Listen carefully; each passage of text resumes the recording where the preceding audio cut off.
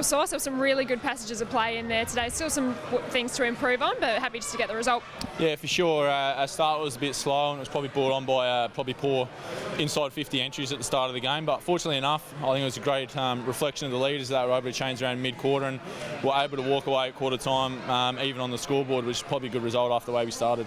Felt like the defensive pressure ramped up a bit as well halfway through that first quarter. Yeah, it did. I guess that's the new thing in footy now is if you can't sustain that pressure for 4 quarters, you're not going to really win many games. So St Kilda's definitely on the improve and they're definitely good at that, and they're going to be a good team going forward. Now you've had 23 and 40 hit outs. Of course you'd like a little bit of support now and then, but do you kind of like being the one out ruckman sometimes? I guess if you look at the stat sheet, it probably is pretty flattering, but there's always a few things to improve on, and I probably can't keep doing it every week, but if Joshy Jenkins is back next week, I'll definitely look forward to having him back. What about your man Eddie Betts? Has he got even better since he's been here? Oh, definitely.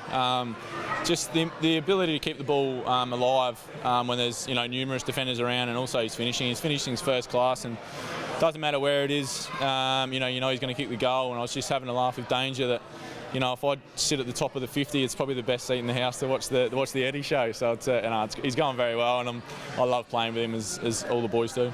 Some of the passages of play today where we move the ball quickly and get it in there really suit his style of play as well with his speed. Yeah, it does. If you're a defender, you definitely don't want to be one-on-one against Eddie. You even saw Dempster today. It's hard to match up with him. Dempster's an elite defender, and Eddie's good on the air, he's good on the ground. So he's a really hard matchup, and mix that along with Tex and Lynchy as well, and hopefully JJ going forward, it can be a real weapon for us. The real low light of today, Matty Yench, looks like he's done some damage to that knee. It's a big loss if that's actually the case. Yeah, it is. Obviously, he's probably in the last couple of years he's really turned himself into a professional AFL player, and I felt he's just really starting to get on top of his game, and we'll really miss his drive out of the back lines, and like you said, it's disappointing, but hopefully he can come back bigger and better next year, and he'll have some good mentors with Otto and that around the club as well.